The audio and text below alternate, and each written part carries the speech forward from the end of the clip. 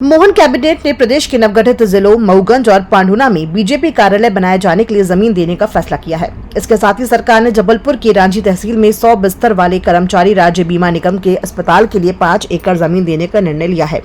Cabinet ने मुरैना में 600 megawatt बिजली उत्पादन व भंडारण के मामले में सरकार की ओर से गारंटी दिए जाने के प्रस्ताव को भी मंजूरी दी है। विधानसभा परिसर में मंगलवार को हुई मोहन कैबिनेट की बैठक में 7 पुलिस कर्मचारियों और पेंशन संबंधी मामलों पर भी चर्चा के बाद उस पर प्रस्ताव के मुताबिक मंजूरी देने का फैसला किया है। कैबिनेट बैठक में मऊगंज और पांढुना में बीजेपी दफ्तर के लिए सरकारी जमीन दिए जाने के राजस्व विभाग के प्रस्ताव को मंजूरी दी गई है। हमारे यशस्वी मुख्यमंत्री डॉक्टर मोहन यादव जी के नेतृत्व में मंत्रिमंडल की बैठक हुई है। उसमें मुख्यमंत्री शहरी अधोसंरचना विकास योजना है, उसको निरंतरता प्रदान करते हुए 1700 करोड़ रुपया स्वीकृत किया गया है और हमने आग्रह किया है कि इसका 5वां चरण भी लगभग 4000 करोड़ का है, वह शीघ्र स्वीकृति प्रदान करें। अभी सिद्धांत मुख्यमंत्री जी ने स्वीकृति दी है, मुझे उम्मीद है कि अगले कैबिनेट में या 2-3 कैबिनेट बाद वो भी हो जाएंगे। एक बहुत ही इनोवेटिव सोलर एनर्जी के ऊपर मध्य प्रदेश में काम हो रहा है। साधारणतः सोलर एनर्जी जब तक सूर्य की रोशनी मिलती है तब तक बिजली मिलती है, पर यह जो मुरैना के अंदर सोलर एनर्जी प्लांट लग रहा है, यह एनर्जी को सेव करने वाली बैटरी भी उसमें रहेगी। दिन में तो जो एनर्जी है वो सूर्य से प्राप्त करेंगे और बैटरी स्टोरेज,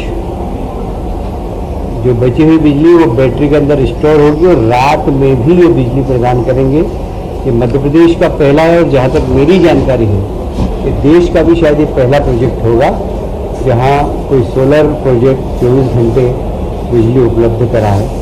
ये लगभग 600 मेगावाट का है और इसमें लगभग 3000 करोड़ का इन्वेस्टमेंट है। ये प्राइवेट इन्वेस्टर आ रहे हैं और ये मुरैना का एक यूनिक प्रोजेक्ट है। मुरैना में इतना बड़ा इन्वेस्टमेंट पहली बार हो रहा है। कार्यालय आयुक्त एवं पंजीकृत सहकारी में प्रोजेक्ट मैनेजमेंट यूनिट PMU क्या होता है कि जब हम सहकारिता के क्षेत्र में काम करते हैं तो कई बार जो सहकारी क्षेत्र के नेता हैं वो आजकल आधुनिक टेक्नोलॉजी, आधुनिक मैनेजमेंट इसमें पूरी तरह दक्ष नहीं होते हैं। तो सहकारिता विभाग को दक्ष करने के लिए ये बहुत ज़रूरी है कि अच्छे एडवाइज़र हों, अच्छे लोग हों, कॉन्ट्रैक्ट बेसिस पर लाएं और सहकारिता विभाग को दक्ष करें।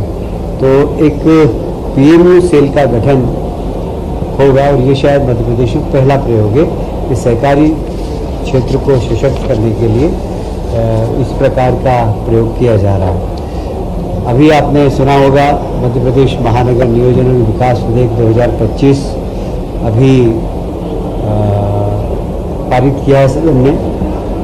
लंबी चर्चा हुई लगभग 3 घंटे और सभी माननीय सदस्यों, चाहे पक्ष के हों चाहे विपक्ष ने, नैतिक रूप से सबने इसका समर्थन किया। यह महानगरीय क्षेत्र की घोषणा इंदौर और भोपाल की हुई अभी, उसके बाद हम समय आने पर जबलपुर, ग्वालियर और रीवा के लिए भी महानगरीय regional planning and development act लाएंगे। तो महानगरीय क्षेत्र की घोषणा के साथ साथ महानगरीय योजना समिति बनेगी। हमने जब इस एक्ट को बनाया तो हमने देश के अंदर जिन राज्यों में एक्ट काम कर रहा है सब राज्यों का एक्ट का अध्ययन किया और हमने देखा कि बहुत ज़्यादा इफेक्टिव नहीं है बाकी क्षेत्र में मेट्रोपॉलिटन प्लानिंग डेवलपमेंट, क्योंकि वहाँ साधारणतः अध्यक्षता वहाँ के मिनिस्टर करते हैं, लोकल लीडर्स करते हैं। इस बार जो हमारी महानगरीय योजना समिति बनेगी उसकी अध्यक्षता माननीय मुख्यमंत्री जी करेंगे। उपाध्यक्ष के रूप में नगरीय नियोजन मंत्री की तरफ से मैं रहूँगा और ग्रामीण क्षेत्र के लिए प्रहलाद पटेल जी रहेंगे और राजस्व के मंत्री श्री करण सिंह जी उसके उपाध्यक्ष रहेंगे।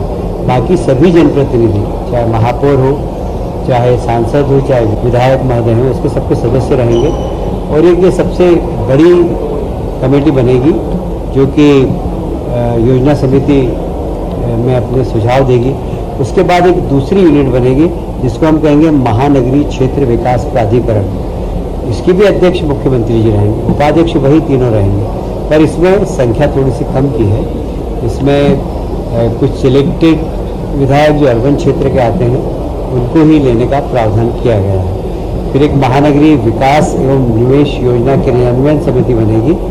उसमें सब अधिकारियों को लिया गया है कि जो प्लान महानगरीय योजना समिति करेगी उस प्लान को एग्जीक्यूट करने का काम इस कमेटी का होगा, जिसमें मुख्य सचिव से लेकर और सारे अधिकारी रहेंगे।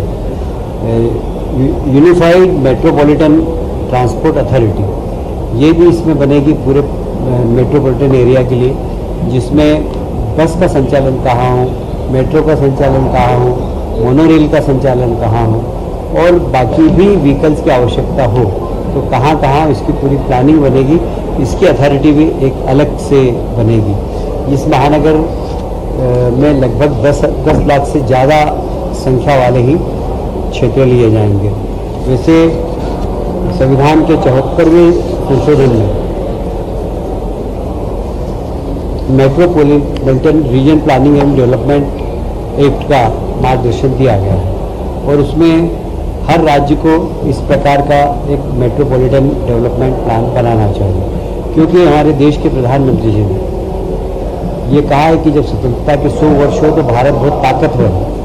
और जब हम सांख्यिकी देखते हैं तो 2047 तक 100 वर्षों में हमारा अर्बनाइजेशन का क्षेत्र 50% हो जाएगा, मतलब 50% शहरी जनता हो जाएगी। उसकी प्लानिंग हम 25 साल पहले से करेंगे तो आने वाले समय में जो मेट्रो शहरों में जो तकलीफ है, जैसे कलकत्ता में न ट्रैफिक ठीक है, ना वहाँ पर ड्रेनेज सिस्टम ठीक है, वहाँ सड़क पे ड्रेनेज का पानी बहता है। ऐसे ही जितने भी महानगर हैं, चाहे मुंबई हो चाहे अन्य महानगर हो, अगर पहले से प्लानिंग नहीं हो तो इस प्रकार की अव्यवस्था होगी।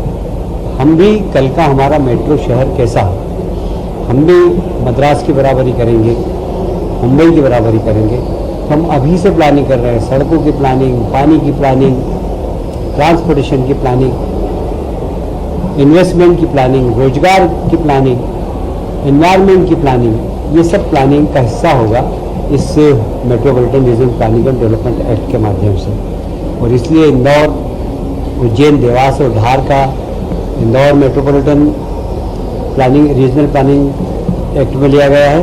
उसी प्रकार भोपाल, विदिशा, रायसेन और सीहोर तथा ब्यावरा का भी कुछ क्षेत्र, मतलब राजगढ़ जिला दूसरा ये लिया गया है। कुल मिलाकर भविष्य में अर्बनाइजेशन कैसा हो इसकी न सिर्फ प्लानिंग होगी बल्कि अभी से जो काम करने लायक होंगे हम करना प्रारंभ कर देंगे। ये एक प्रकार का मध्य प्रदेश के विकास का डॉक्टर मोहन यादव जी के नेतृत्व में एक बहुत बड़ा एक्ट है और मुझे उम्मीद है कि इसके माध्यम से मध्य प्रदेश में शहरी क्षेत्र का प्लानिंग होगा, वहाँ रोजगार की व्यवस्था होगी, वहाँ पर पर्यावरण ठीक हो इसकी जिम्मेदारी इस कमेटी की होगी।